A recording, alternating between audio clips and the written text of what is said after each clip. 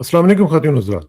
Important developments हैं, ख़ास तौर पे पाकिस्तान के हवाले से। पीटीआई का आपको मालूम है कि जो एक क्राइसिस चल रहा है, वो भी शिद्दत इख्तियार करता चला जा रहा है और हमने देखा कि उनके जो मामलात हैं, एक तो ग्रुपिंग हुई है, बहुत ज़्यादा अंदर इन फाइटिंग चल रही है और अभी बहरहाल अलीमा खान साहिबा जो है उन्होंने इसको ब्रिज अप करने की कोशिश की है।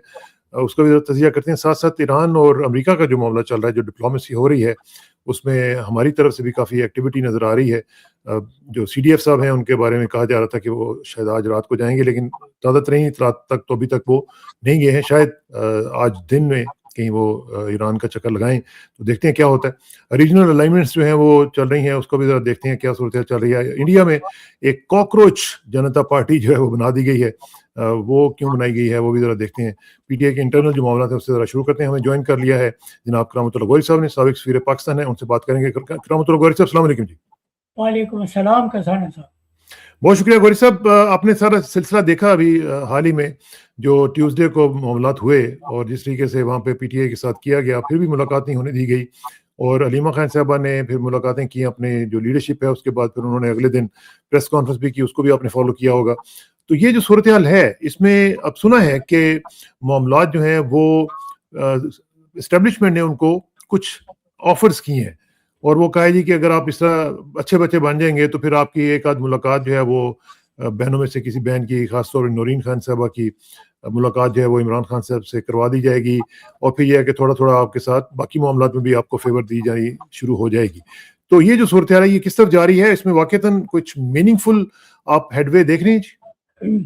कसाना साहब, मुझे लगता है कि इमरान के मामले में हमारी अस्करी क़यादत बिल्कुल वहीं उसी पोजीशन पर है जिस तरह डोनाल्ड ट्रंप ईरान के मुकाबले में निकलना चाहते हैं, एक बाहर निकलने का रास्ता तलाश कर रहे हैं। लेकिन जिस तरह ईरान अपने मौक़िफ़ पे डटा हुआ है, उसी तरह इमरान भी अपने मौक़िफ़ पर कोई सौदेबाजी करने के लिए तैयार नहीं।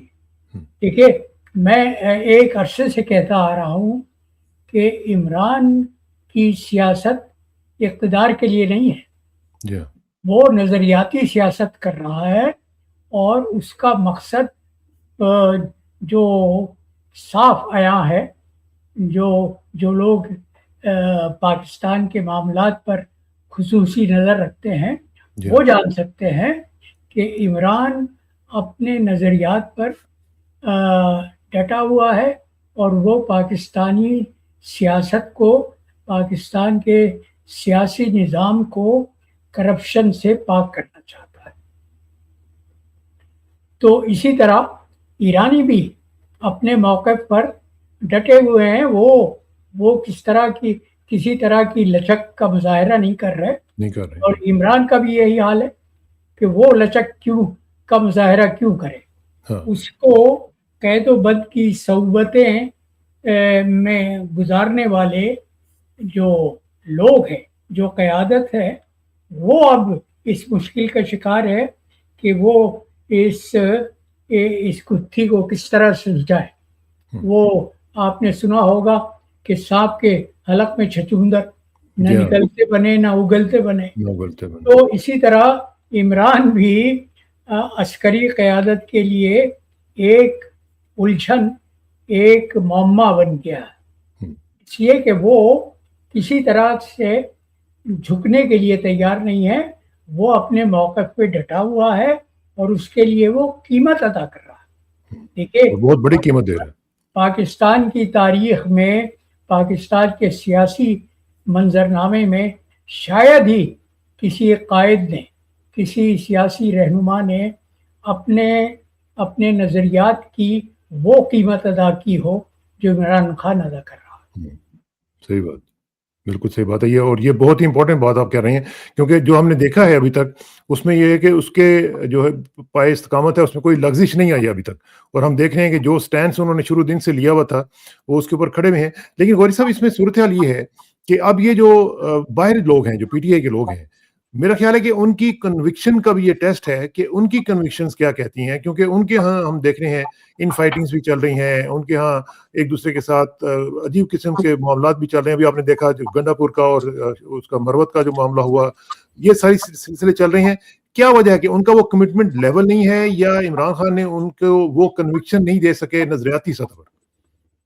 نہیں، وہ کنوکشن لیول نیچے کی قیادت کا ہے ہی نہیں. دیکھیے، میں بار بار اپنے پروگراموں میں یاد دلاتا رہتا ہوں کہ عمران خان نے تحریک انصاف بنانے کا اعلان تو 1996 میں کیا تھا. جی ہاں. اس سے 3 سال پہلے میرے گھر میں اس وقت کویت میں پاکستان کا سفیر تھا، اور میں نے عمران خان کے اسپتال کے لیے کوئی 2 ڈنر کیے تھے، اور جن میں کوئی 3.5 پونے 4 لاکھ ڈالر جمع کر کے دیے تھے.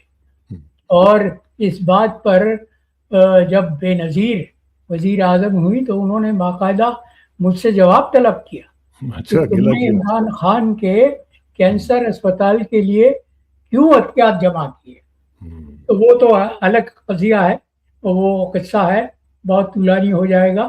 لیکن میں بات کر رہا ہوں کہ 1993 میں 1993 میں 3 سال اپنی پارٹی کا اعلان کرنے سے پہلے عمران خان نے میرے گھر میں کھانے پر آیا ہوا تھا. میں تھا، میری مرحومہ بیوی تھی، اور عمران خان تھا. صرف 3 لوگ تھے. عمران خان کھانا لے کے فرش پہ بیٹھ گیا، قالین پر بیٹھ گیا. میری بیوی نے کہا کہ عجیب انسان ہے کہ اتنا مشہور ہے، ہیرو ہے پاکستان کا، لیکن سادگی اس میں اتنی ہے کہ کھانا لے کے بیٹھ گیا نیچے بیٹھ گیا. اس موقع پر عمران نے مجھ سے کہا کہ سر، آپ کا کیا مشورہ ہے؟ میں اپنی سیاسی پارٹی بنانا چاہتا ہوں. میں نے کہا عمران، دیکھو، پاکستان کی سیاست غلاظت کا کھیل ہے، تم اس میں نہ پڑو. اس لیے کہ میں جن کا تم کو جانتا ہوں، تم انتہائی دیانتدار کھرے انسان ہو. پاکستان کی سیاست کے لیے تم انتہائی ناموزوں ہو. اس نے کہا کہ سر، اگر ہم انہی چوروں اور ڈاکوؤں پر پاکستان کے سیاسی نظام کو رہنے دیں تو پھر تو حالات کبھی سدھریں گے نہیں، کبھی بھی نہیں سدھریں گے، حالات کبھی نہیں بہتر ہوں گے. تو میں نے کہا اگر عمران، اگر یہ جذبہ ہے، اگر یہ تعمیری جذبہ ہے، اور اس مقصد کو، اس نظریے کو لے کے تم پاکستان کی سیاست کے خارزار میں قدم رکھنا چاہتے ہو، تو میری طرف سے بسم اللہ. لیکن میں تم سے عمر میں بڑا ہوں، مجھے پاکستان کی سیاست کا بہت تجربہ ہے، میں نے ان لوگوں کو بہت قریب سے دیکھا ہے. تو میری ایک بات یاد رکھنا کہ تم اگر گندے پانی کے جوہر کے قریب کھڑے ہوئے ہو اور تم اس میں خود پتھر نہ پھینکو، کوئی اور پتھر پھینکے تو تمہارے دامن پر بھی چھینٹے آئیں گے. بالکل. ابھی میں نے حال ہی میں اس کی پارٹی کے بہت سے لوگ ہیں یہاں ٹورانٹو میں، میں نے کہا اگر عمران خان تک میرا پیغام پہنچا سکو تو اس سے پوچھنا کہ کیا ان دنوں اسے میری یہ نصیحت یاد آتی ہے نہیں. کیا بات. تو عمران اقتدار کے لیے سیاست نہیں، وہ اقتدار کے لیے نہیں تھا، وہ اقدار کی بات کر رہا تھا. لیکن بات تو یہ ہے کہ جو اس وقت جو ہم صورتحال دیکھ رہے ہیں غوری صاحب، اس میں آپ دیکھیں نا جو پارٹی کی حالت ہے، ایک گروپ جو ہے وہ کہتا ہے کہ جی ایک نیگوشیٹڈ پالیٹکس جو ہے وہ ہونی چاہیے، دوسرا کہتا ہے کہ نہیں کنفرنٹیشن کی طرف بڑھنا چاہیے. ایک تو ان کے اندر کلیئرٹی نہیں ہے. کیا اس وقت یہ سمجھا جائے کہ پی ٹی آئی جو ہے وہ فریگمنٹیشن سائیکل کی طرف، جو ہسٹوریکلی ہم دیکھتے ہیں مختلف اپوزیشن پارٹیز میں ہوا کرتا ہے، اپوزیشن موومنٹس میں بھی ہم نے دیکھا ہے، کیا اسی فریگمنٹیشن سائیکل کی طرف بڑھ رہی ہے؟ میں سمجھتا ہوں کہ بالکل اسی جانب بڑھ رہی ہے، اور میں اس کو برا نہیں سمجھتا. دیکھیے، ایک رہنما جو جو پارٹی کا روح رواں ہے وہ 3 سال سے قید تنہائی میں ہے، اور اس حد تک قید تنہائی ہے کہ نہ اس کی بہنوں کو اس سے ملنے دیا جاتا ہے، نہ اس کے قانونی مشیروں۔ تو ہماری یہ عسکری قیادت اس نے عمران کو اس صورتحال پر پہنچایا ہے۔ وہ تو یہ چاہتی ہے کہ عمران میرے منہ میں خاک قید بند میں ہی ختم ہو جائے۔ وہ اس کو قصہ پارینہ بنا دینا چاہتے ہیں، لیکن قصہ پارینہ قدرت اس کو نہیں بننے دے گی۔ اگر پاکستان کی فلاح و بہبود قدرت کو منظور ہے تو دیکھیے ابھی کیا باتیں ہو رہی ہیں۔ اب 28ویں ترمیم آنے والی ہے اور وہ منظور بھی ہو جائے گی، اس لیے کہ اسمبلی تو کٹ پتلی ہے، وہ تو ایک موروں کی طرح سے ہے جو خانے پر بٹھا دیے جاتے ہیں، اور جس طرح عسکری قیادت چاہتی ہے اس طرح اپنا مقصد حاصل کر لیتی ہے۔ اور یہ بھی دلچسپ بات ہے کہ سینٹ میں یہ 28ویں ترمیم کا بل پیش کرنے والا مولانا فضل الرحمان کی پارٹی کا ایک رکن ہے۔ تو وہ اس میں غوری صاحب میں چاہتا ہوں کہ تھوڑا سا اس کو اس کے ساتھ بھی لنک کریں کہ یہ جو ہم نے آج کل ایران اور امریکہ کی بھی صلح صفائی کے سلسلے میں کافی اقدامات کیے ہیں، یہ جو صورتحال ہم دیکھ رہے ہیں اس میں یہ دیکھیے کہ انٹرنیشنلی بھی ہم ایز اے میڈیٹر ایک کے طور پر دیکھے جا رہے ہیں۔ اب اس میں ہم دیکھ رہے ہیں کہ سی ڈی ایف صاحب جو ہیں ان کا ایک میجر رول ہے، وہ ایک سینٹرل ڈپلومیٹک رول ادا کر رہے ہیں۔ اب کیا اس کو یہ سمجھا جائے کہ یہ جو پاکستان میں ہو رہا ہے، پاکستان کی جو فارن پالیسی ہے، کیا وہ افیکٹولی شفٹ کر گئی ہے further toward military led diplomacy? کیونکہ ہم یہ دیکھا کرتے تھے کہ پہلے تو ہم سول اور ملٹری کے ایکویشن کی بات کرتے تھے، تو کیا یہ جو ملٹری لیڈ ڈپلومیسی ہے رادر دین پارلیمنٹری اور سویلین کنٹرول، تو اس کی طرف ہم بڑھ رہے ہیں یا بڑھ چکے ہیں؟ بڑھ چکے ہیں کسانہ صاحب، مدتوں پہلے بڑھ چکے ہیں۔ جس دن عمران خان کا تختہ الٹا گیا تھا، جس دن عمران کو اقتدار سے محروم کیا گیا تھا، اور محروم کس طرح سے کیا گیا تھا، وہ امریکہ کے ایما پر سازش تیار کی گئی تھی۔ اور اب تو اس کے سائفر کی کاپی بھی آ گئی نا جی، سامنے سائفر کی کاپی آ گئی ہے۔ وہ کھل کے وہ دودھ کا دودھ اور پانی کا پانی ہو گیا۔ بالکل بالکل کسانہ صاحب دیکھیے، وہ جو کسی شاعر نے بہت پہلے شعر کہا تھا کہ حقیقت چھپ نہیں سکتی کبھی کاغذ کے پھولوں سے، خوشبو آ نہیں سکتی بناوٹ کے اصولوں سے، خوشبو آ نہیں سکتی کبھی کاغذ کے پھولوں سے۔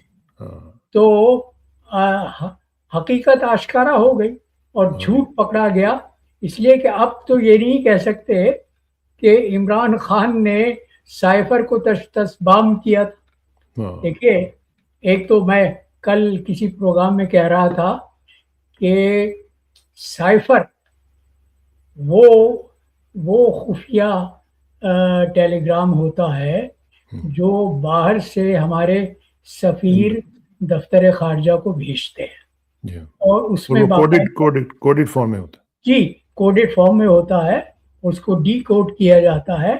تو عمران خان نے جو سائفر بقول شخص سے بھرے مجمع میں لہرایا تھا اور پاکستانی عوام کو اس سازش سے خبردار کیا تھا جو اس کی حکومت کے خلاف ہو رہی تھی، تو وہ کوئی ایسی انہونی بات نہیں تھی۔ دیکھیے، ایک تو وزیر اعظم حکومت کا سربراہ ہوتا ہے، اور وزیر اعظم کے پاس یہ اختیار ہوتا ہے کہ وہ کسی بھی خفیہ دستاویز کو پبلک کر سکتا ہے، عام کر سکتا ہے۔ تو عمران خان نے کوئی جرم نہیں کیا تھا، سازش تو کرنے والوں نے اس کو جواز بنا کر عمران خان کی حکومت کا تختہ الٹا، لیکن آج ان کا جھوٹ دنیا پر آشکارا ہو۔ بے شک، اور اس کی ظاہر ہے کہ اس کی قیمت جو ہے وہ دینی پڑے گی، اور پاکستان آلریڈی دے رہا ہے. لیکن ذرا تھوڑا سا بڑھتے ہیں جی اس کی طرف، ایران اور امریکہ کی ڈیل کی طرف. جو سیکٹری روبیو ہیں وہ کہہ رہے ہیں کہ there are good signs of a G deal. یہ وہ کہہ رہے ہیں کہ ڈیل ہو سکتی ہے اور یہ پاسبل ہے. عاصم منیر صاحب کا بھی جو وزٹ ہے وہ بھی آیا چاہتا ہے. تو کیا جو واشنگٹن ہے وہ ایک کمیونیکیشن چینل جو ہے وہ سن رہے ہیں کہ کھولنا چاہتا ہے؟ کیا اس طرح کی چیزیں پاسبل ہیں؟ کیا ہمارا جو سی ڈی ایف کا رول ہوگا وہ کچھ نہ کچھ ریزلٹس کریٹ کر سکے گا؟ کسانہ صاحب، میں سمجھتا ہوں کہ ہماری حکومت، ہمارے جو صاحبان اقتدار ہیں، وہ ثالثی کا رول ادا نہیں کر رہے، بلکہ وہ امریکہ کے پیغامبر بن گئے ہیں. اور دیکھیے، اچھا. آپ کو یاد ہوگا تو امریکہ کے خود سیاستدانوں نے اور صاحبان اقتدار نے کہا ہے، اور بار بار کہا ہے، کہ ان کو جب کوئی کام پاکستان سے کروانا ہوتا ہے تو وہ پاکستان کے جرنیلوں کو اپنا شکار کر لیتے ہیں. ان کے ذریعے سے وہ اپنا مقصد حاصل کرتے ہیں. بلکہ بروس ریڈل جو ہیں انہوں نے تو خاص طور پہ اس بارے میں بڑا اوپنلی کہا ہوا ہے. اس نے تو یہ کہا تھا کہ ہم پاکستان کے جرنیلوں کو رشوت دیتے ہیں اور ان کے ذریعے سے کام نکالتے ہیں. تو آج بھی پاکستان کی عسکری قیادت کے ذریعے سے کام نکالا جا رہا ہے. اور پاکستان کو امریکہ نے گزشتہ 70 برس میں ہمیشہ اس وقت استعمال کیا ہے جب پاکستان کی ضرورت محسوس ہوئی ہے. تو آج بھی پاکستان کے جرنیل وہی کردار ادا کر رہے ہیں، وہی اسی روپ میں دنیا کے سامنے پیش ہو رہے ہیں. آپ اگر صورتحال کو دیکھیں تو یہ ایک بڑی ہائی رسک قسم کا بیلنسنگ ایکٹ پاکستان کوشش کر رہا ہے کرنے کی. دیکھیں نا، اگر ایک طرف معاملات جو ہیں وہ خراب ہوتے ہیں تو پاکستان رسک میں ہے کہ کہیں معاملات اس کے اپنے ہاتھ سے نہ نکل جائیں، اور پاکستان کو اگر ڈپلومیسی کولیپس کرتی ہے، ریئلسٹکلی اگر دیکھا جائے تو جو مینٹین کرنا چاہتا ہے نیوٹرلٹی، وہ تو نہیں آئے گی. اور ظاہر ہے کہ جس طرح آپ نے سنایا کہ پاکستان ایک پیغامبر کے طور پر کام کر رہا ہے، تو پاکستان کے لیے تو بہت زیادہ ہائی اسٹیک معاملات جو ہیں وہ ریزلٹ کر سکتے ہیں. کسانہ صاحب، آپ نے وہ محاورہ سنا ہوگا کہ مدعی سست اور گواہ چست. تو یہاں ایران کی طرف سے اتنی بے چینی کا مظاہرہ نہیں ہو رہا جتنی اجلت، جتنی بے چینی کا مظاہرہ پاکستان کی طرف سے ہو رہا ہے. کیا وجہ ہے اس کی؟ اور اس کی وجہ یہ ہے کہ یہ جو پاکستان پر نظام مسلط کیا گیا ہے عمران خان کا تختہ الٹنے کے بعد، یہ عوام، پاکستانی عوام کی نمائندگی تو نہیں کرتا.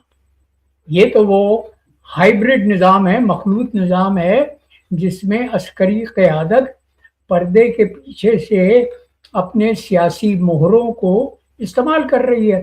اور ان کے لیے یہ آئیڈیل نظام ہے، اس لیے کہ وہ میں نے جو آپ کے پروگرام میں گزشتہ پروگرام میں کہا تھا کہ وہ جو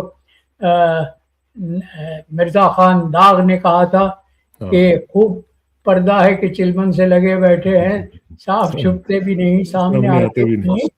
تو یہ اسی طرح موروں سے کام لیا جا رہا ہے. اور میرے لیے تو انتہائی افسوس کی بات یہ ہے کہ پاکستان کے سب سفارتکار پردے معدوم ہو گئے، وہ گوشے میں چلے گئے. ایک سفارتکار جو ہے، جو ہر منظر نامے میں نظر آتا ہے، وہ محسن نقوی ہے. محسن نقوی کہاں سے آیا، اس کی جڑیں کہاں ہیں، اس کی اوریجن کہاں ہے، کسی کو نہیں معلوم. لیکن وہ پاکستان کے لیے وہ کردار ادا کر رہے ہیں جو ایک زمانے میں امریکہ کے لیے ہنری کسنجر ادا کیا کرتے تھے. یعنی وہ فورن منسٹر بھی ہیں، انٹیریئر منسٹر بھی ہیں، سیکرٹری خارجہ بھی ہیں، اور سب کچھ، اور پاکستانی کرکٹ کے سربراہ بھی ہیں، وہ بھی ہیں. تو پھر میری یہ ہے کسانہ صاحب کہ اگلے پاکستان کے وزیر اعظم بھی وہی ہوں گے. تو بس ٹھیک ہے، پھر باقی تو مطلب کرنے کی باتیں پھر ضرورت ہی کوئی نہیں ہے. ہم بھی اپنی دکانیں بند کرتے ہیں. 28ویں ترمیم لائی جا رہی ہے، یہ پاکستان کے پارلیمانی نظام کی جگہ صدارتی نظام رائج کر دے گی. وہ جو ایوب خان کے دور میں تھا صدارتی نظام تھا, ایوب خان بھی خود ساختہ فیلڈ مارشل تھے, تو عاصم منیر بھی خود ساختہ فیلڈ مارشل ہے, اور یہ ایوب خان سے ایک قدم آگے چلے گئے کہ انہوں نے اپنے آپ کو اپنی کٹ پتلی پارلیمان سے تا حیات کسی بھی جواب دہی کے لیے استثنا دلوا لیا ہے. لیکن بات تو یہ ہے نا غوری صاحب کہ صدارتی نظام ہو یا پارلیمانی نظام ہو, کچھ بھی ہو, کوئی اور کسی تھرڈ ورلڈ کنٹری سے, کوئی یا ٹاپ کلاس کسی کنٹری سے بھی لے آئیں, بات تو ہمارے اوپر ہے نا کہ جو ہمارے یہاں پہ ہے اس کو ہم ایکسیپٹ کریں گے تب نا. اگر صدارتی بھی ہو پارلیمانی بھی ہو, ہم نے تو کرپٹ رہنا ہی رہنا ہے, ہم نے تو اسی طرح کے کام کرنے ہیں. دیکھیے میں یہ سمجھتا ہوں کہ قوم اتنی بے ایمان ہو چکی ہے, قوم اتنی بے حس ہے کہ اس کو عمران جیسے دیانتدار اور مخلص رہنما کی ضرورت ہی نہیں ہے. یہ تو عمران کے اپنے نظریات پہ ڈٹا ہوا ہے, ورنہ میں بہت سے لوگوں کا خیال یہ ہے کہ عمران اس قوم کے لیے قید و بند کی صعوبتیں جھیل رہا ہے جو اس کو ڈیزرو نہیں کرتی. اور یہ تو قوم وہ ہو چکی ہے کہ اگر ایسی قوم ہمارے پرکھوں کی, ہمارے اجداد کی بھی ہوتی تو پاکستان نہ بنتا. اس لیے ہمارے اجداد دیانتدار تھے, وہ مخلص تھے, انہوں نے قائد اعظم کا ساتھ دیا, ان کی رہنمائی کو تسلیم کیا, ان کے پیچھے چلے اور اپنا ایک ملک حاصل کر لیا. آج کی پاکستانی قوم تو انتہائی بددیانت ہو چکی ہے. صحیح بات. اچھا یہ ذرا تھوڑا سا جاتے جاتے چند منٹ ہیں, ذرا یہ جو ایران کے ڈیل ہے اس کے بارے میں العربیہ جو ٹی وی ہے اس نے کہا جی کہ کچھ پوائنٹس کا انہیں پتہ چلا ہے کہ اندر سے کس چیز پہ باتیں ہو رہی ہیں. ایک تو انہوں نے یہ کہا ہے کہ جو ایئر, سی اینڈ نیوی ہے وہاں پہ انہوں نے کہا کہ تمام محاذوں پر فوری طور پر مکمل اور غیر مشروط جنگ بندی کی جائے, ایک دوسرے کے فوجی, شہری اور معاشی جو انفراسٹرکچرز ہیں ان کو نشانہ نہ بنانے کا ایک عہد کیا جائے. پھر ساتھ ساتھ یہ بھی تیسرا پوائنٹ یہ ہے کہ فوجی کارروائیاں جو ہیں اور اشتعال انگیز میڈیا جو وار ہے اس کو ختم کیا جائے. چوتھا یہ ہے کہ جو سوورنٹی ہے ایران کی, علاقائی سالمیت ہے اور اندرونی معاملات میں عدم مداخلت کے اصول کا احترام کیا جائے. پانچواں یہ ہے کہ جو اسٹریٹ آف ہرمز ہے اور اسٹریٹ آف عمان جو ہے اس میں بحری آمد و رفت جو ہے اس کی آزادی کی ضمانت دی جائے. اور چھٹا یہ ہے کہ مشترکہ نگرانی اور تنازعات کے حل کے لیے ایک مشترکہ میکنزم کا قیام بھی کیا جائے. اور ساتویں یہ ہے کہ 7 دن کے اندر تمام متنازع اور زیر التوا معاملات پر مذاکرات کا آغاز کیا جائے. ایران کی جانب سے یہ کہا گیا کہ شرائط پر عمل درآمد کے بدلے امریکہ کی پابندیوں کا بتدریج خاتمہ ہونا چاہیے اور بین الاقوامی قانون جو ہے اور اقوام متحدہ کے چارٹر کی پابندی کے عزم کی توثیق ہونی چاہیے. یہ کتنا پلازیبل آپ کو لگتا ہے؟ دیکھیے کسانہ صاحب, ایران کا موقف تو اول دن سے یہی ہے کہ ایک تو ایران کے خلاف جو پابندیاں 47 سال سے لگی ہوئی ہیں ان کو اٹھایا جائے, ان پابندیوں کو ختم کیا جائے. اور ایران کا مطالبہ اپنے خلیجی پڑوسی ممالک سے یہ ہے کہ اس خطے کو بیرونی اثرات اور بیرونی غلبے سے صاف کیا جائے. دیکھیے اگر میں یہ کہتا ہوں کہ خلیج کے عرب حکمرانوں نے جو حالیہ جنگ کے دوران جو تجربات حاصل کیے ہیں, اگر اس تجربے نے ان کی آنکھیں نہیں کھولی تو پھر تو سور بھی پھونکا جائے گا تو وہ بیدار نہیں ہوں گے. انہوں نے دیکھ لیا کہ امریکہ کو جو اپنی سرزمین پر انہوں نے فوجی اڈے دیے ہوئے ہیں تو وہ فوجی اڈے ان کی حفاظت کے لیے نہیں ہیں. امریکہ اگر اس خطے میں ہے تو وہ صرف اور صرف اسرائیل کی حفاظت کے لیے, اس کی پشت پناہی کرنے کے لیے اور ان عرب ممالک کے وسائل کو اپنے مقصد کے لیے اور اسرائیل کے مفاد کے لیے استعمال کرنے کو. بلکہ آپ یہ جو بات کر رہے ہیں غوری صاحب, اس میں آپ یہ دیکھیں کہ آپ ہی کی بات کو آگے بڑھاتے ہوئے کہ امریکہ کے بارے میں یہ کہا جا رہا ہے کہ 400 میں سے 200 جو تھرڈ میزائلز ہیں وہ امریکہ نے اسرائیل کے لیے ڈیفنس میں کیے ہیں. اسرائیل نے خود اپنے جو میزائلز ہیں وہ نہیں اس نے یوز کیے, جو امریکہ نے اس کے جا کے ان کے بہاف کے اوپر جو استعمال کیے ہیں. اب لوگ کہہ رہے ہیں کہ امریکہ نے اپنی حفاظت نہیں کی, اسرائیل کی حفاظت کی, اسرائیل سے بڑھ کے. آپ اندازہ کیجیے. کسانہ صاحب دیکھیے, جب سے یہ غزہ کا قضیہ شروع ہوا ہے اس وقت سے لے کر آج تک وہ امریکہ نے صرف فوجی امداد کے ضمن میں اسرائیل کو 22 ارب ڈالر کی امداد دی ہے. 22 ارب ڈالر کے ہتھیار دیے ہیں, اسلحہ دیا ہے. تو اس سے اندازہ ہوتا ہے کہ امریکہ کا مفاد صرف اور صرف اسرائیل سے وابستہ ہے, اور وہ ان عرب ممالک کے وسائل کو, ان کی دولت کو اپنے مفاد کے لیے اور اسرائیل کے مفاد کے لیے استعمال کر رہا ہے.